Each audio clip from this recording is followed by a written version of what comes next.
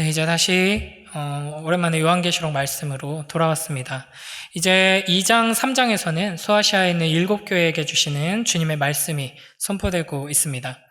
주님께서는 이제 1세기 초대교회의 대표적인 7교회들에게 주시는 이 말씀을 통해서 지금 이 시대의 우리들에게 주님께서 기뻐하시는 참된 교회의 모습이 무엇인가 하는 교훈과 경고의 말씀을 주십니다.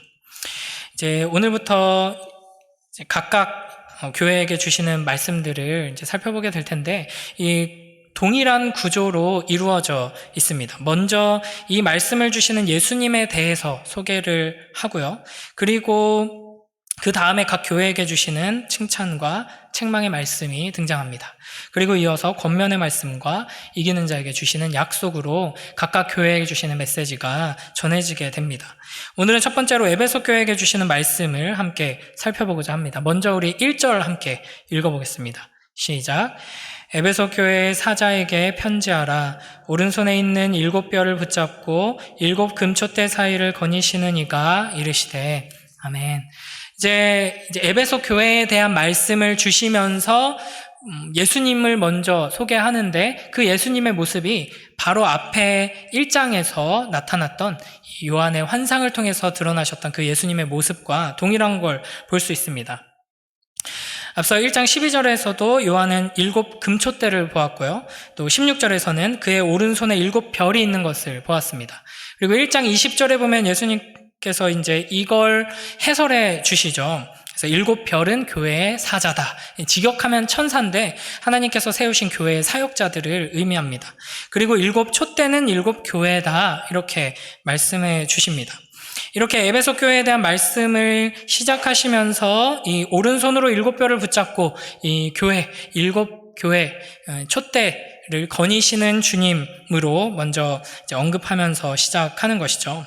그러니까 이런 식으로 각각 교회에 대한 말씀이 선포될 때 먼저 앞선 1장에 예수님에 대한 환상과 연관되어서 예수님이 소개되고 말씀이 시작됩니다.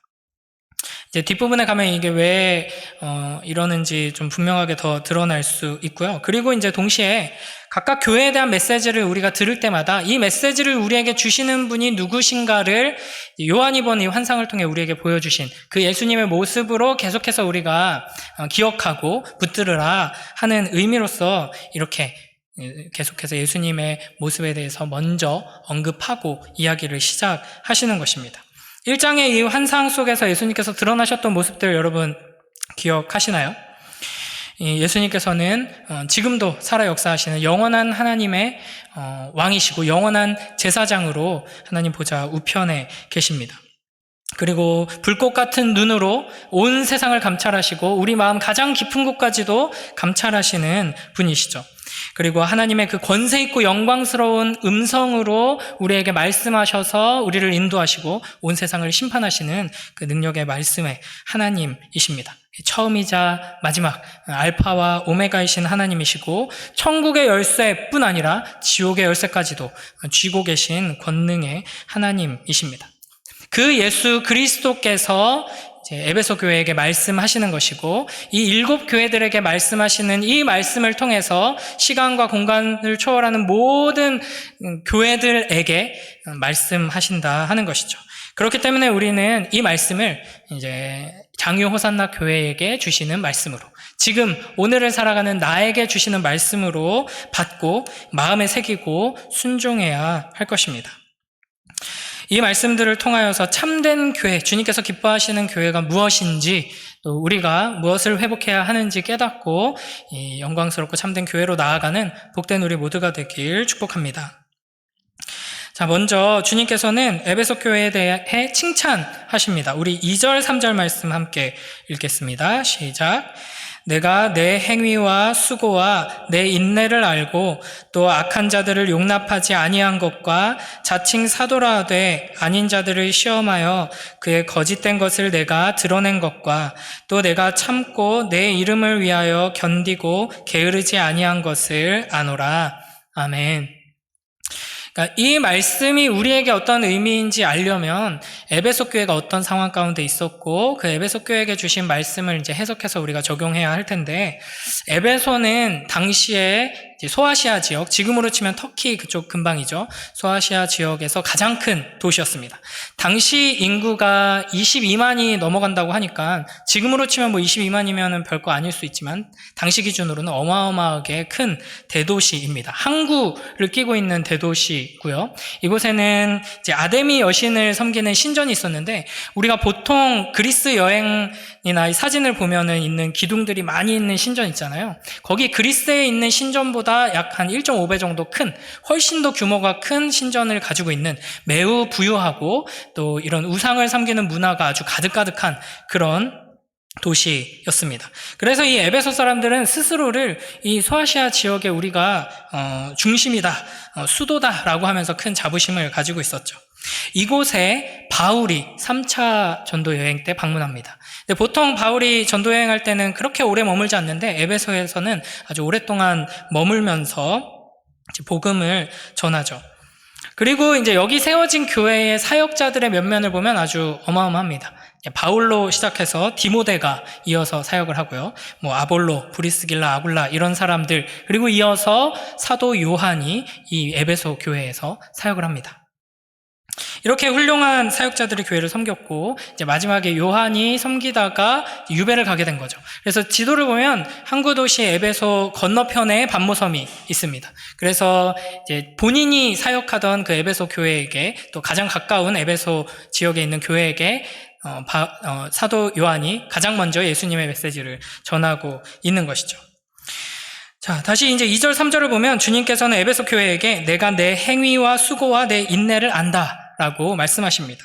이걸 칭찬하시는 건데요. 어떤 행위인지, 어떤 수고를 했는지, 무엇을 인내했는지 우리가 구체적으로 잘 알 수는 없지만, 이제 사도행전에 나타나는 이 에베소 교회의 이야기들과 여기 문맥에서 또 보면은 이제 악한 자들을 용납하지 아니한 것, 또 자칭 사도라 하되 아닌 자들을 시험하여 그의 거짓된 것을 드러낸 것, 또 주님의 이름을 위해 견디고 게으르지 않은 것, 이걸 이제 안다고 하시면서 칭찬하고 계신 것이죠.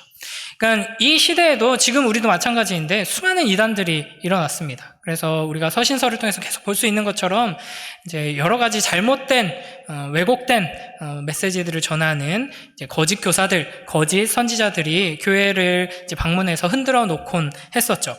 그리고 이제 자칭 사도라고 하면서 이제 교회에서 무언가를 이득을 얻으려고 하는 사기꾼들도 많은 시대였습니다. 이제 이런 상황 속에서 에베소 교회는 말씀 위에 굳게 서서 바르게 뿌리를 내리고 있었기 때문에 뭐가 옳고 그른지, 누가 거짓 교사고 누가 참된 사도인지를 분명하게 분별하고 그들의 그런 잘못된 가르침에 흔들리지 않았다 하는 것으로 지금 칭찬받고 있는 것입니다. 그러니까 쉽게 말하면 에베소 교회는 말씀의 뿌리가 매우 튼튼한 교회였습니다. 바울이 에베소에서 사역하는 동안 두란노 서원이라는 곳에서 2년 동안 매일 말씀을 가르쳤습니다. 그리고 이제 이어서 섬긴 사역자들도 매우 탁월한 사역자들이었죠. 게다가 마지막에는 사도 요한이 직접 또 가르쳤습니다. 이렇게 훌륭한 사역자들에 의해서 말씀을 제대로 배웠기 때문에 뭐가 옳고 그런지 분명하게 분별할 수 있었던 것입니다. 그러니까 이게 이제 7 교회의 여러 가지 칭찬받을 면들, 또 책망받을 면들을 예수님께서 말씀하시고 이 메시지를 우리에게 들려주심으로써 예수님께서는 참된 교회가 무엇이고 우리가 무엇에 힘써야 하고 무엇을 이제 경계해야 하는지를 가르쳐 주시는데, 그 첫 번째 메시지에 이 말씀을 제대로 잘 배워서 뿌리 내린 것에 대한 칭찬이 있다는 건 매우 의미심장하죠. 이게 굉장히 중요합니다. 말씀 위에 모든 것이 세워져야 합니다. 말씀 위에 교회가 세워져야 하고, 말씀 위에 직분이 세워져야 하고, 말씀 위에서 이 사랑의 실천들이 나와야 하는 것이죠.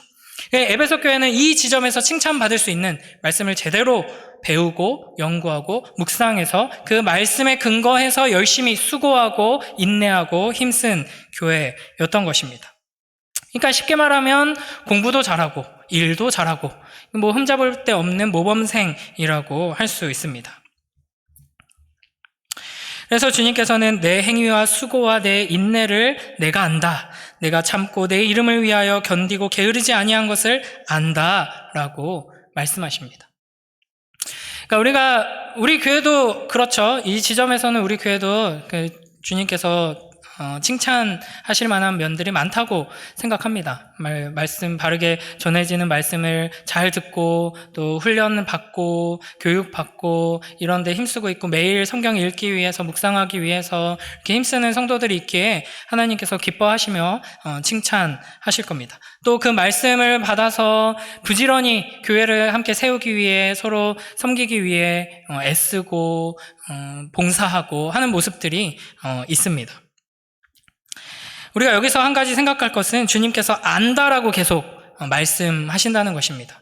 그러니까 우리가 교회를 열심히 섬기고 하나님의 말씀을 열심히 배우기 위해 애쓰고 또 나름대로 인내하고 내가 그래도 하나님 믿는 사람인데 예수님 믿는 사람인데 내가 참아야지 하면서 이렇게 참고 또 희생하기도 하고 나누기도 하고 뭐 이런 모습들 우리 삶에 분명히 있는데 때로는 우리의 연약함 때문에 사람이 그걸 알아주지 못하는 것으로 인해서 넘어질 때가 많습니다. 그러나 하나님께서 예수님께서 다 안다. 아무도 몰라줘도 네가 얼마나 애쓰고 있는지 네가 얼마나 수고하고 있는지 내가 안다. 그러면 된 거 아니니? 라고 말씀하시는 것이죠. 우리가 에베소 교회와 같이 하나님 말씀을 제대로 잘 배우고 그 말씀을 깊이 뿌리내리고 그리고 그 말씀에 근거해서 열심히 섬기며 인내하며 수고하며 교회를 세워나가는 주님의 칭찬받는 교회가 되길 주님의 이름으로 축복합니다. 또 사람의 칭찬이 아니라 주님께서 내가 안다 하시는 것으로 만족하고 기뻐하며 섬겨나가는 복된 우리 모두가 되길 주님의 이름으로 축복합니다. 이렇게 에베소 교회가 칭찬받은 것처럼 우리도 칭찬받는 교회가 됩시다 하고 이제 훈훈하게 끝나면 설교도 빨리 끝나고 기분이 모두가 좋을 텐데 이제 4절, 5절에 이제 책망이 등장합니다. 이게 사실은 핵심인데요. 우리 4절, 5절 함께 읽어보겠습니다. 시작. 그러나 너를 책망할 것이 있나니 너의 처음 사랑을 버렸느니라. 그러므로 어디서 떨어졌는지를 생각하고 회개하여 처음 행위를 가지라. 만일 그리하지 아니하고 회개하지 아니하면 내가 내게 가서 내 촛대를 그 자리에서 옮기리라. 아멘. 이 에베소 교회 말씀도 제대로 배우고 사실은 모든 우리가 이제 지금 현실에서 경험하는 교회의 타락한 모습들, 어떻게 교회가 저래? 그리고 교회의 욕먹는 모습들의 근본에는 말씀을 몰라서 그런 겁니다. 설교자가 말씀을 제대로 모르고 엉뚱한 소리를 가르치고 그걸 듣고 아멘하고 그게 하나님의 뜻이고 그게 하나님 나라의 모습이라고 생각하는 사람들이 이 세상에서 살아가다 보니까 이제 엉망진창이 돼서 하나님의 이름을 짓밟게 만드는 일들이 벌어지는 것이죠. 그러나 이 에베소 교회는 분명하게 하나님 말씀을 제대로 붙들고 제대로 연구하고 배우고 그 말씀에 근거해서 열심히 교회를 섬기고 있는 모범생임에도 불구하고 주님께서는 딱 한 가지 책망을 하시는데 너의 그 처음 사랑을 네가 버렸다. 너에게 사랑이 없다라는 것입니다. 근데 여기서 우리가 주의할 것은 이 주님의 말씀의 뉘앙스를 우리가 잘 이해해야 합니다. 너무 귀하다. 그러니까 앞부분은 분명히 칭찬이 맞거든요. 그리고 아주 대단한 겁니다. 이렇게 말씀을 제대로 붙들고 이런 그 우상 숭배로 가득한 문화 속에서 배운 것들을 이렇게 잘 간직하고 계속해서 자라나가는 거는 정말 귀한 일이고 중요한 일이고 칭찬받아 마땅한 일인데 이 칭찬이 아주 하나님께서 기쁘게 칭찬하신 것만큼 이 책망도 굉장히 무겁고 아주 무서운 책망으로 말씀하고 계시다는 걸 우리가 알아야 합니다. 너희가 지금 모범생, 너네 진짜 흠잡을 데 없어. 이렇게 말씀 잘 알고 말씀 잘 아는 대로 열심히 섬기고 그거면 됐지. 근데 딱 하나만 내가 더 부탁하자. 이 사랑, 나를 사랑하는 이 마음, 너희에게 그게 좀 부족해. 이 정도 뉘앙스가 아니라는 거죠. 그러니까 모든 게 다 갖춰져 있어도 사실은 사랑이 없으면 아무 의미가 없는데 너희에게는 지금 사랑이 없다. 이걸 책망하고 계시는 것입니다. 그래서 뭐라 그러시냐면 이 5절 뒷부분에 보시면 이 문제가 해결 안 된다면 이걸 회개해야 될 죄고 이걸 회개하지 않고 회복되지 않는다면 내가 내게 가서 내 촛대를 그 자리에서 옮길 것이다 라고 말씀하십니다. 촛대가 뭘 의미한다 그랬죠? 교회를 의미합니다. 근데 교회를 너희에게서 옮겨버리겠다라고 경고하시는 것입니다. 우리가 실제 역사 속에서 이런 모습들을 많이 보게 되죠. 유럽의 예배당들이 텅텅 비었다 이런 소식들을 이미 10년, 20년 전부터 우리가 많이 들어왔습니다. 그렇게 많은 사람들이 모여서 예배드리고 수많은 이 유럽 사회에 영향력을, 또 선한 영향력을 끼쳤던 이 교회들이 이제는 쇠퇴해서 다 텅텅 볐다. 뭐 술집이 되고 뭐 폐허가 되고 뭐 무슬림들이 예배하는 기도실이 되고 뭐 이렇게 변했다는 얘기 많이 들으셨죠? 실제로 우리 한국 선교 역사 속에서 토마스 선교사님, 처음으로 제너럴 셔먼 타고 와서 성경책 전했던 그분 있잖아요. 그분을 파송했던 교회를 어떤 분이 가서 사진 찍은 걸 봤는데, 그냥 사진만 보면 그냥 영화에 나오는 공동묘지, 보통 이제 유럽 교회는 교회 옆에다가 이제 교회 식구들이 다 붙이잖아요. 공동묘지만 눈에 띄고 건물은 거의 폐허처럼 보이는데 예배 시간에 들어가 봤더니 할머니, 할아버지 몇 분만 계신 겁니다. 주일인데. 근데 심지어는 젊은이만 없는 게 아니라 설교자도 없습니다. 그래서 교회 앞에 표지판에 보면은 이번 주는 아무도 없고 다음 주도 아무도 없지만 다다음 주에는 누가 와서 설교하신다. 이렇게 써 있습니다. 그래서 그 할머니, 할아버지들이 신앙 지키면서 주일에 와서 그냥 기도하고 돌아가고, 이제 몇 달에 한 번씩 설교자가 오면은 예배 인도해주면 예배 드리고, 이런 모습이 많이 있죠. 이게 이제 촛대가 옮겨진 모습이라고 할 수 있습니다. 이 에베소 교회는 말씀의 튼튼한 교회였음에도 불구하고 이제 이런 경고를 듣는다는 게 얼마나 무서운 일인지 우리가 잘 생각해야 합니다.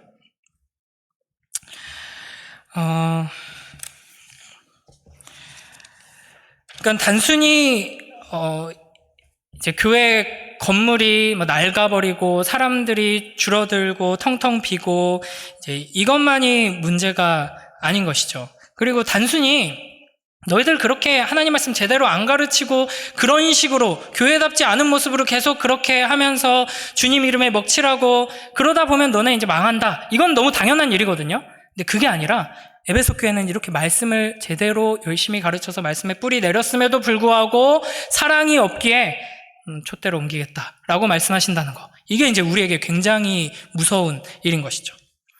거기에 더하여서 단순히 이 촛대를 옮기신다는 말씀은 이제 교회 성도들이 줄 것이다, 영향력이 줄 것이다, 이 정도 수준이 아니라는 것입니다. 그러니까 이게 이제 진짜 무서운 이야기인데요.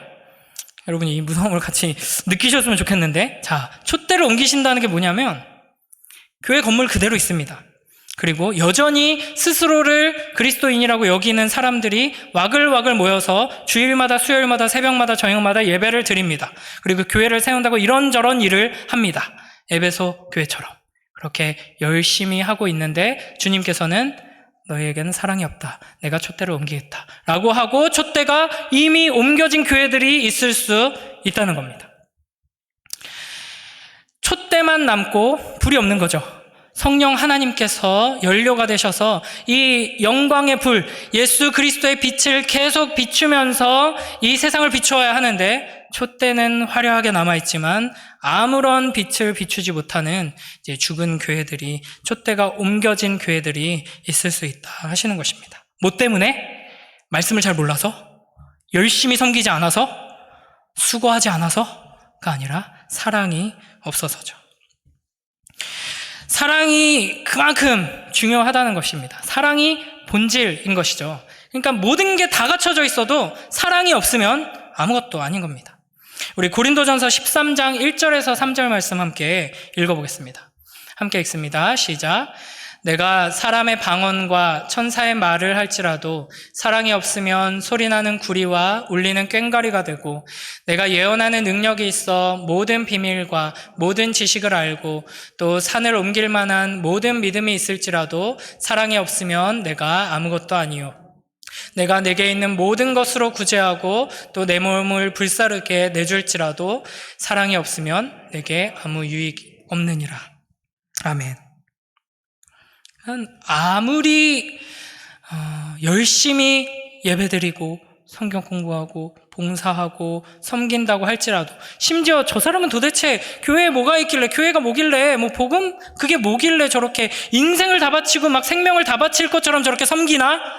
그거면 된 것 같잖아요. 그게 우리의 최고의 이상일 것 같잖아요. 그럼에도 불구하고 사랑이 없다면 아무것도 아니다 라고 말씀하십니다.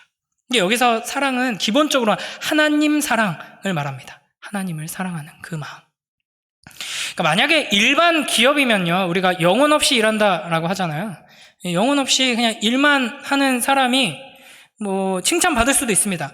자네는 참 감정의 동요가 없어. 일하는 기계 같아. 이게 칭찬일 수 있어요. 성과만 잘 낸다면. 뭐 내가 이 일을 기뻐하지 않고 이 일에 어떤 의미가 있는지 내가 뭐 생각하지 않고 그냥 기계처럼 열심히 일해서 성과가 난다면 칭찬받겠죠. 물론 대부분의 경우에는 어떤 일이든 이제 사랑하는 마음이라고 표현할 수 있는 어떤 열정이라든지 의미, 기쁨 이런 것들이 있어야지만 그 일에서 제대로 된 성과가 나오지만 그렇지 않은 예외도 충분히 있을 수 있다는 겁니다. 하지만 교회는 절대 그렇지 않다는 것이죠.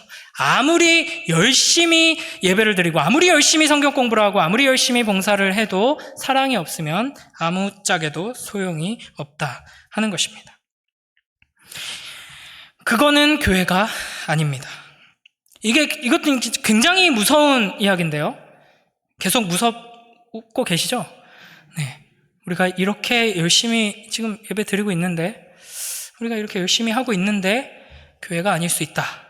우리의 삶이 하나님 말씀을 열심히 붙들고 있고, 열심히 기도하고 있고, 열심히 봉사하고 있지만, 그럼에도 불구하고 전혀 하나님께서 기뻐하시는 삶이 아닐 수 있고, 하나님께서 매우 무섭게 네 촛대를 옮겨버리겠다. 넌 지금 회개해야 한다. 라고 말씀하실 수 있다는 것입니다. 뭐 때문에요? 사랑이 없어서. 우리 안에 사랑이 없어서요.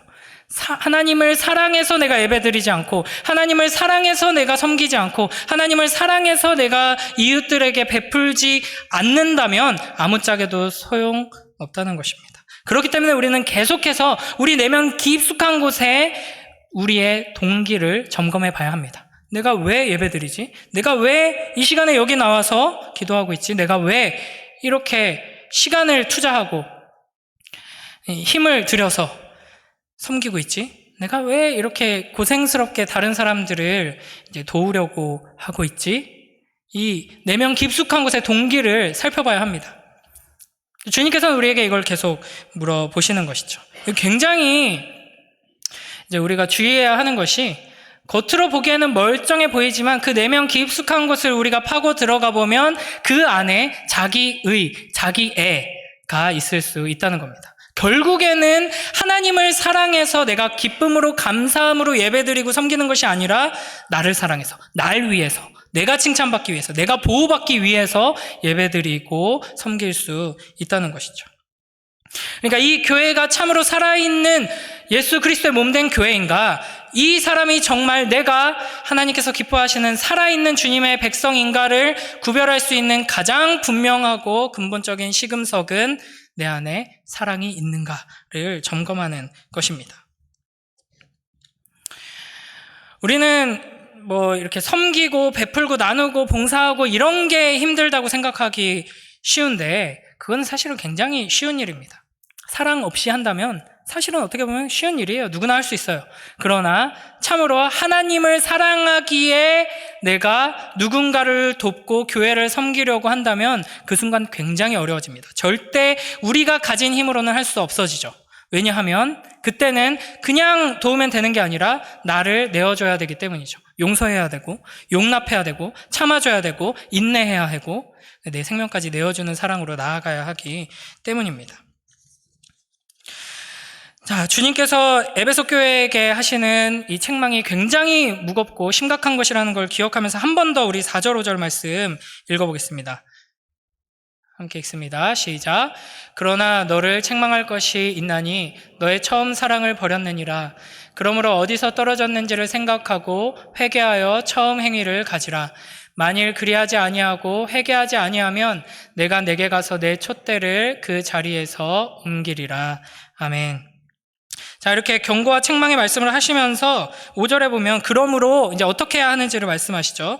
어디서 떨어졌는지를 생각하라. 세 가지를 말씀하시는데요. 첫 번째, 어디서 떨어졌는지를 생각하라. 두 번째, 회개하라. 세 번째, 처음 행위를 가지라. 이 세 가지를 말씀하십니다. 우리도 이 세 가지를 점검해 보길 원합니다. 이 에베소 교회는 어디에서부터 떨어졌을까요? 그러니까 이 떨어진 게 단순히 여러분, 우리가 흔히 그런 얘기 하죠. 연애하거나 결혼하면 그 사랑에도 유통기한이 있다. 근데 이거 그냥 하는 말이 아니라 실제 이제 심리학자들, 뭐 뇌과학자들 이런 사람들이 연구한 결과로 이제 거의 정설로 굳어진 건데, 이 사랑이라는 감정은 뭐 이렇게 연인끼리 막 불타오르지만 뭐 3개월이다, 뭐 8개월이다, 뭐 이런 이야기를 하죠. 뭐 길어봤자 3년이다, 뭐 이런 이야기를 하는데, 우리도 아마 그런 경험들이 있을 겁니다. 대부분 많은 분들이 하나님을 뜨겁게 사랑했던 경험들을 가지고 계실 거예요. 근데 그걸 아무렇지 않게 생각하죠. 그렇게 뜨거울 때가 있고 또 언제까지나 항상 뜨거울 수는 없는 거잖아. 그냥 이렇게 또 살아가는 거지. 이걸 자연스럽게 생각하는데, 주님께서는 그 사랑 없음을 책망하시며 회개하라 말씀하시는 것입니다. 그 사도행전 19장 18절에서 20절 보면요, 에베소 교회가 처음 어떻게 복음을 듣고 뜨거운 사랑으로 반응했었는지 볼 수 있습니다. 우리 함께 읽어볼까요? 시작. 믿은 사람들이 많이 와서 자복하여 행한 일을 알리며 또 마술을 행하던 많은 사람이 그 책을 모아가지고 와서 모든 사람 앞에서 불사르니 그 책값을 계산한 즉 은 5만이나 되더라. 이와 같이 주의 말씀이 힘이 있어 흥왕하여 세력을 얻으니라. 아멘. 에베소 교회 복음이 선포되자 그곳에서 마술을 행하던 사람들이 이제 복음을 받아들이고 자기들이 쓰던 그 책을 모아가지고 와서 사람들 앞에서 공개적으로 불사릅니다. 근데 그 책값을 계산한 즉 뭐라 그러냐면 은 5만이나 되더라 라고 합니다. 이것을 지금 시세로 환산하면 25억 정도 됩니다. 이렇게 어마어마하게 큰 가치가 있는 것을 쓰레기처럼 여기며 불태울 만큼 이들이 듣고 받아들인 복음이 너무나도 고귀했고 그 사랑에 합당한 반응으로 이렇게 열정적으로 주님을 사랑하고 실천하는 모습을 보였던 것이죠. 우리에게도 이런 때가 있었습니다. 그런데 지금은 왜 그 사랑의 감정들, 그 열정들, 그 사랑의 행위들이 우리에게 잘 보이지 않는 걸까요? 그걸 여러분 생각해야 됩니다. 내가 도대체 어디서 떨어졌지? 원래 내가 주님 복음을 듣고 받아들이고 뜨겁게 타오르던 그때를 여러분 한번 생각해 보시고요. 말씀을 읽을 때마다 감동이 되고 기뻤던 그때, 이제 성경 읽기 114를 얼른 해가지고 한 구절을 올려야 되니까 이제 억지로 이제 부랴부랴 읽는 것이 아니라 눈 뜨자마자 하나님 말씀이 너무 읽고 싶어가지고 막 그렇게 펼치던 그때, 그런 때가 있었나? 하는 분들도 있을 수 있어요. 뭐 찬양할 때마다, 기도할 때마다 막 감격이 막 솟아오르던 그때, 뭐 함께 모여가지고 교회를 섬기고 하는 일이 너무 기쁘고 즐거웠던 그때, 이제 그런 시절들이 있었을 것입니다. 네, 그 풍경들을 떠올리고 생각하고 추억하면서 다시 그때 그 사랑으로 회복되길 기도하는 우리 모두가 되길 주님의 이름으로 축복합니다. 여러분은 만약에 그런 사랑을 경험하셨다면 지금은 왜 그 사랑에서 떨어져 나가셨나요? 여러 가지 이유들이 있을 거예요. 그놈 때문에, 그 교회 때문에, 그 사람들 때문에, 그 일 때문에, 뭐 이런 경험이 있을 거예요. 내가 정말 주님 사랑하고 순수하게 교회 사랑하고 막 이러면서 아름답게 섬기고 했었는데, 근데 그놈 때문에, 아니면은 내가 아파서, 우리 집안이 이렇게 돼서, 내가 늙어서, 뭐 이럴 수도 있죠. 근데 그게 당연한 게 아니고 자연스러운 게 아니라는 것을 우리가 기억해야 합니다.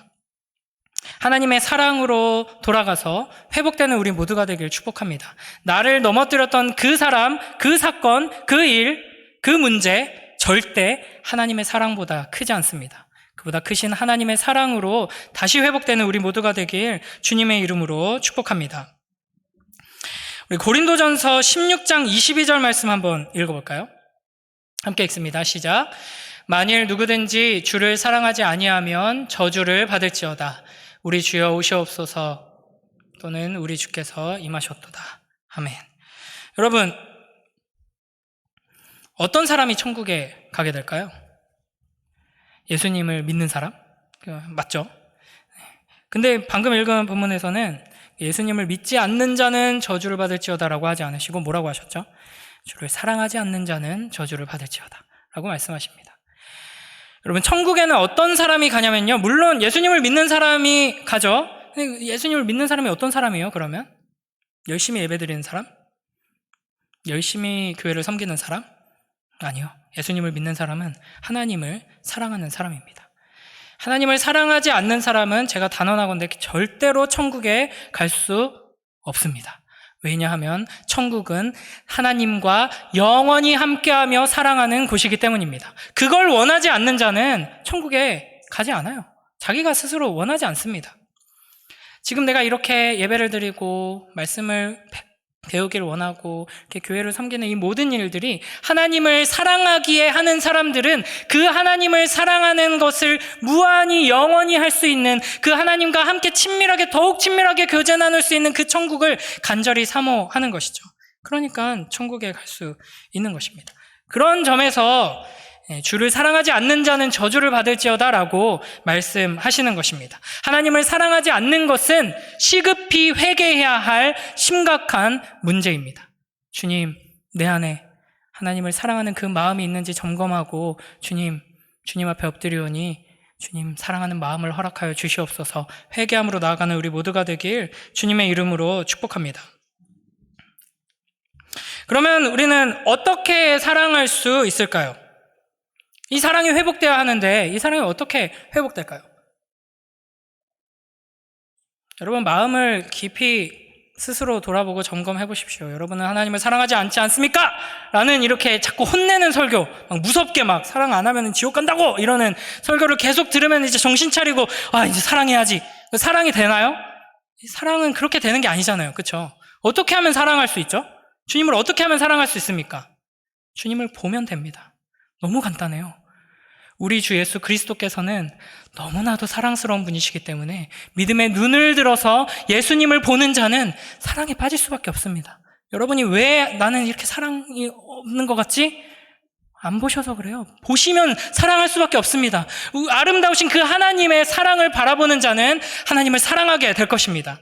아름다우신 그 예수 그리스도를 바라보는 자는 그 아름다움에 취해서 사랑하고 계속 사랑하길 간절히 원하게 될 것입니다. 이 요한계시록을 쓴 사도 요한이 아주 나이가 많아져서 기력이 쇠해졌을 때 이제 이 교회 앞에 어떻게 설교를 했냐면, 설교를 길게 할 수 없어서 젊은이들이 요한을 업고 이렇게 강단으로 나와서 요한이 한마디씩 하고 들어갔다고 합니다. 그때 이제 이렇게 한마디씩 했대요. 여러분 서로 사랑하세요. 여러분 사랑하세요. 그 노 사도가, 마지막 남은 예수님의 사도가 교회에게 끝까지 했던 말은 사랑하십시오 였습니다. 우리 요한일서 4장 15절 16절 말씀 함께 읽어볼까요? 사도 요한이 요한일서를 통해 이렇게 말합니다. 함께 읽습니다. 시작. 누구든지 예수를 하나님의 아들이라 시인하면 하나님이 그의 안에 거하시고 그도 하나님 안에 거하느니라. 하나님이 우리를 사랑하시는 사랑을 우리가 알고 믿었노니 하나님은 사랑이시라. 사랑 안에 거하는 자는 하나님 안에 거하고 하나님도 그의 안에 거하시느니라. 우리 19절도 함께 읽습니다. 시작. 우리가 사랑함은 그가 먼저 우리를 사랑하셨습니다. 아멘. 여러분, 하나님께서 먼저 우리를 사랑하셨습니다. 그 사랑 안에 거하는 자들은 하나님의 사랑 안에서 회복되어 나아갈 수 있게 될 것입니다. 여러분, 그런 장면 보신 적 있으세요? 제가 예전에 봤던 영상 중에 이제 선교지를 촬영한 영상이었는데 중국의 지하 교회였습니다. 허름한 지하실, 동굴같이 보이는 어떤 지하실에 사람들이 와글와글 모여 있는데 이제 선교팀이 멀리서 와서 이제 선물을 줍니다. 사람들이 웅성웅성 하고 있고 가운데 캐리어 엄청 큰 걸 딱 내려놓고 그 캐리어를 딱 여는데 뭐가 들어있냐면 중국어 성경책이 가득 들어있는 겁니다. 그게 열리는 순간 그 지하교회 성도들의 반응이 마치 이제 몇 날 며칠은 굶고 막 죽어가다가 진수성찬 음식을 발견한 사람처럼 와 탄성을 지르면서 막 몰려듭니다. 그러니까 막 이제 배고픈 아이들이 막 어른들한테 뭐 이렇게 몰려가듯이 막 몰려듭니다. 그래가지고 성경책을 하나씩 들고 막 얼굴에 부비고 뽀뽀하고 막 찬양하고 이런 모습을 제가 예전에 봤었는데 그게 기억이 나더라고요. 그러니까 우리에게 이 하나님의 말씀이 그냥 뭐 내 삶의 등불이지, 이걸 읽어야지 내가 탄탄대로 나아갈 수 있지, 이걸 잘 읽어야지 내가 더 이제 잘 할 수 있지, 뭐 이 정도 수준이 아니라 너무 사랑해서 이 말씀이 너무 사랑스러워서 읽게 되는 그 마음이 우리 안에 회복되길 주님의 이름으로 축복합니다. 십자가를 바라볼 때마다, 예배 자리에 나아올 때마다 함께 사랑의 교제를 나누고 말씀의 교제를 나누고 우리 공동체가 함께 모일 때마다 하나님의 사랑으로 말미암아 예수 그리스도의 그 십자가 때문에 이 사랑의 감정들, 감사와 기쁨과 만족과 위로와 소망이 이제 뿜어져 나오는 그 은혜를 누리는 우리 모두가 되길 주님의 이름으로 축복합니다. 이 우리의 신앙생활은 특히 이제 우리 이 예배는 이 감정과 매우 밀접한 관련이 있습니다. 그냥 아무 감정 없이 그냥 뇌만 들고 와서 귀로 듣고 이해하고 떠나면 되는 것이 아니라 우리의 모든 감정을 하나님 앞에 드리는 시간이 되어야 하는데요. 이 사랑에서 이 감정들이 솟아 나오는 것이죠. 우리의 예배 시간도 이 사랑으로 말미암은 이 기쁨, 즐거움, 만족, 기쁨, 위로, 소망 이런 감정들로 충만한 예배가 되길 여러분 소망하며 기도하시고 특히 이 말씀이 선포될 때 여러분의 이 감정들이 회복되는 은혜를 누릴 수 있도록 여러분이 설교자들을 위해서 계속해서 기도하며 예배를 사모하는 여러분이 되길 주님의 이름으로 축복합니다. 자, 이렇게 주님께서 어디서 떨어졌는지를 생각하라 말씀하셨고요. 그리고 회개하라 말씀하셨죠.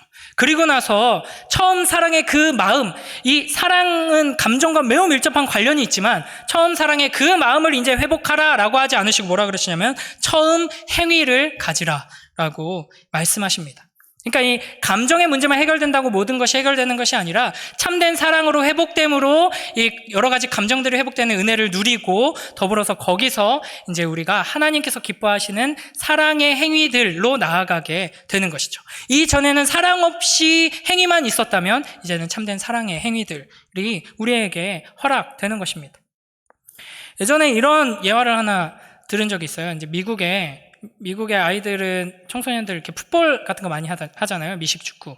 이제 아빠랑 아들 단둘이 사는 가정이 있었는데 이 아들이 이제 미식 축구를 너무 좋아했다고 합니다. 그래서 이제 미식 축구 팀에 풋볼 팀에 들어가게 되었는데 막 풋볼은 덩치가 아주 좋고 이제 힘이 세야 되잖아요. 근데 덩치가 막 그렇게 좋은 것도 아니고 힘이 좋은 것도 아니어서 막 좋은 활약을 보이지 못했지만 너무 이거 하는 걸 좋아했다고 합니다. 그래서 아빠는 항상 응원하면서 네가 최고의 선수가 되지 않아도 좋고 네가 뭐 항상 경기에 출전 안 해도 좋고 네가 즐겁다면 아빠는 항상 응원하고 아빠도 너무 기쁘니까 언제든지 이렇게 뭐 그만두고 싶으면 그만둬도 되고 네가 즐겁게 항상 하라고 이렇게 응원을 해줬다고 합니다. 그래서 아들이 이제 경기에 나가는 날에도 이제 경기장에 자주 와서 이제 응원하고 이렇게 하곤 했다고 합니다. 그러나 워낙 뭐 이렇게 체격이 좋지 않고 해서 경기에 많이 참여하지는 못했죠, 이 아이가.